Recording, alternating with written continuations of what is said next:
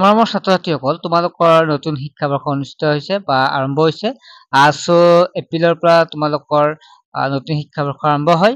এতিয়াৰ পৰা তোমালোকে আৰম্ভণি হৈছে যিহেতু এতিয়াৰ পৰা ভালদৰে পঢ়া এটা ভাল ৰিজাল্ট কৰিব পাৰিবা। আজি মই তোমালোকৰ প্ৰথম চেপ্টাৰটো শস্য উৎপাদনৰ ব্যৱস্থাপনা আলোচনা কৰিম। ইতিমধ্যে আমি যোৱাকালিৰ পৰা অনলাইন ক্লাছ ষ্টাৰ্ট কৰিছো, য'ত তোমালোকৰ এই পাঠটো আমি আলোচনা কৰিছো। ছাত্ৰ-ছাত্ৰীসকল আমি যিটো কুৱেশ্যন শ্ৰেণী আলোচনা কৰিম, বাকী কুৱেশ্যন এনচাৰবিলাক আমি অনলাইন ক্লাছতে আৰম্ভ কৰিম। তোমালোকে লৈ ল'ব পাৰিবা অনলাইন ক্লাছৰ নোটছ বিলাকো আমি সকলো দি দিম অনলাইন ক্লাছত। এতিয়াও কোনো ছাত্ৰ-ছাত্ৰী জইন হ'ব বিচাৰে সোনকালে হৈ লওক আৰু ক্লাছবিলাক আৰম্ভ কৰক। ছাত্ৰ-ছাত্ৰীসকল মেথ, ছায়েন্স, ছ'চিয়েল চায়েন্স আৰু ইংলিছ চাৰিটাকৈ ছাবজেক্ট পঢ়োৱা হয় মাত্ৰ 99 টকাৰ। ছাত্ৰ-ছাত্ৰীসকল তেতিয়াহ'লে আৰম্ভ কৰিছো। আমি শস্য উৎপাদন আৰু ব্যৱস্থাপনাৰ যিখিনি কুৱেশ্যন আনচাৰ এইখিনি আলোচনা কৰিম। প্ৰথম প্ৰশ্নটো আছে তলত দিয়া তালিকাৰ পৰা শুদ্ধ শব্দবোৰ বাছি উলিওৱা আৰু খালী ঠাই পূৰ্ণ কৰা। ইয়াত আছে উপঙি, পানী, শস্য, পোষক দ্ৰব্য, চহোৱা। ইয়াত যদি আমি চাওঁ তেতিয়াহ'লে এইকেইটাৰ ভিতৰত আমি লিখিব লাগিব। প্ৰথমটো একেবিধ উদ্ভিদ এখন ঠাইতে অধিক পৰিমাণে গজলে বা খেতি কৰিলে তাক কি বুলি কোৱা হয়? শস্য বুলি কোৱা হয়। নেক্সট 2 নম্বৰ প্ৰশ্নটো হৈছে শস্য সিঁচাৰ আগতে মাটিডৰা চহোৱা হয়। 3 নম্বৰ প্ৰশ্ন গটো যিটো আছে নষ্ট হোৱা বীজবোৰ পানীত কি হয়? উপঙি থাকে। নেক্সট হ'ল শস্য বৃদ্ধিৰ বাবে প্ৰচুৰ সূৰ্যৰ পোহৰ আৰু মাটিৰ পৰা পোষক দ্ৰব্য আৰু পানীৰ প্ৰয়োজন হয়। যিখিনি খালী ঠাই আছে সেইখিনি উত্তৰখিনি লিখিলে হৈ যাব। 2 নম্বৰ আছিল প্ৰশ্নটো ক স্তম্ভৰ লগত খ স্তম্ভ মিলোৱা। আমি ইয়াৰ ওপৰত অতিৰিক্ত প্ৰশ্ন আলোচনা কৰিম, চেনেলটো ছাবস্ক্ৰাইব কৰি ৰাখিবা। নেক্সট হ'ল ক স্তম্ভ আৰু খ স্তম্ভ দি আছে খাৰিফ শস্য। ইয়াত কোনটো হ'ব? আমি এনচাৰখিনি ডাইৰেক্ট কৈ দিছো। খাৰিফ শস্য হৈছে ধান আৰু জব। ৰবি শস্য ঘেঁহু, বুট আৰু মটৰ মাহ। যোৱাকালি আমি ইয়াৰ ওপৰত বিশ্লেষণভাৱে আলোচনা কৰিছো। তোমালোকেও যদি জইন হ'ব বিচাৰে অনলাইন ক্লাছত সম্পূৰ্ণ বুজি পাবা, চিন্তাই কৰিব নালাগে। নেক্সট ৰাসায়নিক সাৰ হৈছে ইউৰিয়া আৰু ছুপাৰ ফছফেট। জৈৱিক সাৰ পানীৰ বৰ্জিত দ্ৰব্য, গৰুৰ গোবৰ, গোমূত্ৰ আৰু উদ্ভিদৰ অৱশিষ্ট দ্ৰব্য।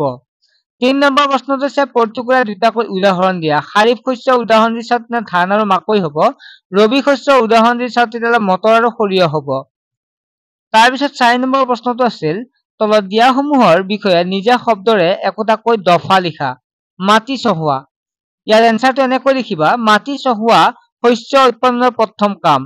কৃষি কাৰ্যৰ প্ৰথম আৰু অতি প্ৰয়োজনীয় কাম হ'ল মাটিডৰা ঢিলা কৰা। ঢিলা মাটিত উদ্ভিদৰ শিপা সহজে তললৈ যাব পাৰে। গছৰ শিপাই ঢিলা মাটিত তললৈ গ'লেও অতি সহজে উশাহ ল'ব পাৰে। ঢিলা মাটিয়ে কেঁচু আৰু মাটিত থকা অণুজীৱৰ সংখ্যা বৃদ্ধি কৰাত সহায় কৰে। মাটি চহ কৰা বা ঢিলা কৰা পদ্ধতিটোক মাটি চহোৱা বা হাল বোৱা বোলা হয়। মাটি চহাই অধিক ঢিলা কৰিব লাগে যাতে মাটিখিনিৰ তল ওপৰ হৈ পোষক দ্ৰব্যবোৰ মাটিৰ সকলো অংশতে মিহলি হয়। নাঙলৰ দ্বাৰা এই কাম কৰা হয়। নাঙল সাধাৰণতে কাঠ আৰু লোৰ সহায়ত সজা হয়। ইয়াক এহাল বলদ বা ম'হৰ দ্বাৰা টনোৱা হয়। এহাল বলদৰ সহায়ত এজন মানুহে সহজে মাটি চহোৱা কাম কৰিব পাৰে। নেক্সট হৈছে বীজ সিঁচা। বীজ সিঁচাটো হ'ল শস্য উৎপাদনৰ আটাইতকৈ প্ৰয়োজনীয় কাম। বীজ সিঁচাৰ আগতে অধিক উৎপাদন পাবলৈ উন্নত জাতৰ বীজ বাছি ল'ব লাগে। উন্নত জাতৰ বীজ সাধাৰণতে চাফাকৈ ৰখা তথা নিৰোগী ভাল গছৰ পৰা গোটোৱা হয়। বীজবোৰ এক নিৰ্দিষ্ট দূৰত্ব আৰু গভীৰতাত ৰোপণ কৰিব লাগে। চুপি বা আকৃতিৰ পাইপ সংলগ্ন পৰম্পৰাগত সঁজুলি ব্যৱহাৰ কৰি বীজ সিঁচিব পাৰি। আজিকালি ট্ৰেক্টৰৰ সহায়ত বীজ সিঁচা যন্ত্ৰৰ দ্বাৰাও সিঁচিব পাৰি। নেক্সট হৈছে বনবাত নিৰুৱা। এইটো আমি নিজৰ ভাষাৰে লিখিব দিছে খেতিত গজা অলাগতিয়াল উদ্ভিদসমূহক অপতৃণ বোলে। এই অপতৃণবোৰ আঁতৰাক বনবাত নিৰুৱা বোলা হয়। বোলে ভাল উৎপাদন পাবলৈ হ'লে উন্নত মানৰ নিৰোগী আৰু অধিক উৎপাদনক্ষম বীজ নিৰ্বাচন কৰাটো জৰুৰী। পৰম্পৰাগতভাৱে হাতেৰে বীজ সিঁচা হয়। আজিকালি ট্ৰেক্টৰৰ সহায়ত বীজ সিঁচা যন্ত্ৰৰ ব্যৱহাৰে খেতিয়কৰ সহায় আৰু শাৰীৰিক শ্ৰম কৰাত সহায় কৰে। মই বিশ্লেষণ কৰা নাই কাৰণ আমাৰ অনলাইন ক্লাছত বিশ্লেষণ কৰিম। অনলাইন ক্লাছ যিটো আমাৰ চলি আছে গতিকে তাত বিশ্লেষণ কৰিম বাৰু। তোমালোকে জইন হ'লে গম পাবা। নেক্সট হ'ল মৰণা মৰা। চপোৱা শস্যৰ বীজবোৰ শীষ আৰু গা গছৰ পৰা পৃথক কৰা প্ৰক্ৰিয়াটোক মৰণা মৰা বোলে। গৰু, ম'হ, ট্ৰেক্টৰ আদিৰ দ্বাৰা মৰণা মৰা হয়। খেতিয়কসকলে চোতালত চপোৱা শস্য গধুৰ গৰুৰ দ্বাৰা বীজবোৰ পৃথক কৰি লয়। আজিকালি বা দিয়া যন্ত্ৰৰ সহায়ত শীষ পতানৰ পৰা বীজ পৃথক কৰিব পাৰি। কম্বাইন মেচিনৰ দ্বাৰা শস্য চপোৱা আৰু মৰণা মৰা দুয়োটাই কাম কৰা হয়। নেক্সট 5 নম্বৰ হৈছে জৈৱিক সাৰ আৰু ৰাসায়নিক সাৰৰ মাজত প্ৰভেদ কি বৰ্ণনা কৰা। আমি চাওঁ জৈৱিক সাৰৰ লগত ৰাসায়নিক সাৰৰ প্ৰভেদবোৰ হ'ল ইয়াত চোৱা ৰাসায়নিক সাৰ দিয়া আছে। ৰাসায়নিক সাৰ এবিধ হৈছে অজৈৱিক লৱণ। জৈৱিক সাৰ এবিধ প্ৰাকৃতিক দ্ৰব্য গৰু মহ ছাগলীৰ গোবৰ মানৱ বৰ্জিত দ্ৰব্য আৰু উদ্ভিদৰ অৱশিষ্ট দ্ৰব্যৰ পচন ঘটি জীৱৰ জৈৱিক সাৰ প্ৰস্তুত কৰা হয়। ৰাসায়নিক সাৰ যদি চাওঁ তেতিয়াহ'লে ৰাসায়নিক সাৰ কাৰখানাত প্ৰস্তুত কৰা হয়, আনহাতে জৈৱিক সাৰ পথাৰতে প্ৰস্তুত কৰিব পাৰি। ৰাসায়নিক সাৰে মাটিত হিউমাছ যোগান ধৰিব নোৱাৰে, জৈৱিক সাৰে প্ৰচুৰ পৰিমাণে হিউমাছ যোগান ধৰিব পাৰে।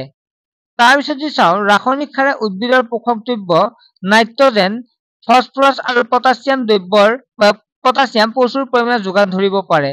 জৈৱিক সাৰত উদ্ভিদৰ প্ৰয়োজনীয় পোষক দ্ৰব্য তুলনামূলকভাৱে কম থাকে। নেক্সট 6 নম্বৰ আছে জলসিঞ্চন কি পানী সংৰক্ষণৰ দুটা পদ্ধতি বৰ্ণনা কৰা। জলসিঞ্চন কি যদি চাওঁ তেতিয়াহ'লে সময়ত বিভিন্ন ব্যৱধানৰ শস্যৰ পথাৰত পানী যোগান ধৰাকে জলসিঞ্চন বোলে। পানী সংৰক্ষণ দুটা জলসিঞ্চন পদ্ধতি হ'ল পানী ছটিওৱা পদ্ধতি। পানীৰ পৰিমাণ কম বা অসমান ভূমিত এই ব্যৱস্থা অতি উপযোগী। পানী অহা মূল নলীডালত এটা নিৰ্দিষ্ট দূৰত্বৰ ব্যৱধানত আগমূৰটো ঘূৰ্ণনশীল বিন্ধা থকা নলী লম্বভাৱে লগোৱা হয়। পাম্পৰ চাপযুক্ত পানী যেতিয়া মূল নলীয়েদি প্ৰবাহিত হয় তেতিয়া ঘূৰ্ণনশীল বিন্ধাৰে পানী জোৰেৰে ওলাই যায়। বৰষুণৰ পানীৰ দৰে শস্যৰ ওপৰত পানী ছিটিকনি কৰে। পানী ছটিওৱা পদ্ধতিক বালিয়া মাটিৰ বাবে অতি উপযোগী। নেক্সট পানী নিগৰুৱা ব্যৱস্থা। এই ব্যৱস্থাত পানী নিগৰাই টোপকৈ উদ্ভিদৰ গুৰিত পেলোৱা হয়, সেয়েহে এই ব্যৱস্থাক পানী নিগৰুৱা ব্যৱস্থা বোলে। ফলৰ শিপাৰ অৱস্থান পানী নিগৰাই পেলোৱা ব্যৱস্থাৰ জলসিঞ্চন কৰি পানী সংৰক্ষণ কৰিব পাৰি। ফলৰ গছ বাগিচা আৰু ডাঙৰ গছৰ পানী যোগান ই এক উত্তম ব্যৱস্থা। এই ব্যৱস্থাই উদ্ভিদক টোপকৈ পানী যোগান ধৰে। পানীৰ অভাৱত থকা শুকান ঠাইৰ বাবে এই ব্যৱস্থা আশীৰ্বাদ স্বৰূপ। নেক্সট হৈছে 7 নম্বৰটো হৈছে বৰ্ষা ঋতুত যদি ঘেঁহু সিঁচা হয় তেতিয়া কি হ'ব আলোচনা কৰা।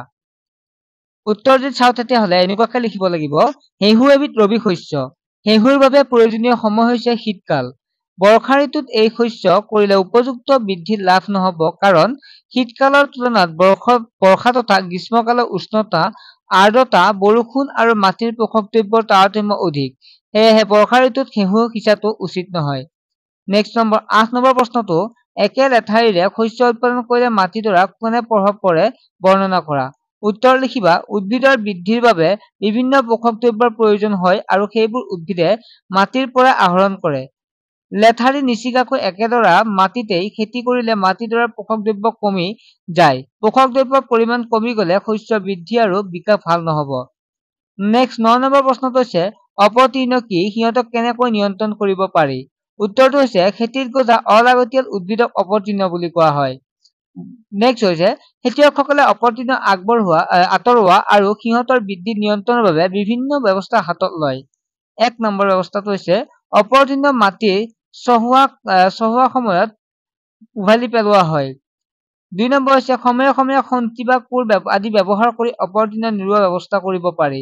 3 নম্বৰ হৈছে অপতৃণনাশক দ্ৰব্য যেনে 2,4-D আদি পথাৰত ছটিয়াই অপতৃণ নিয়ন্ত্ৰণ কৰা হয়।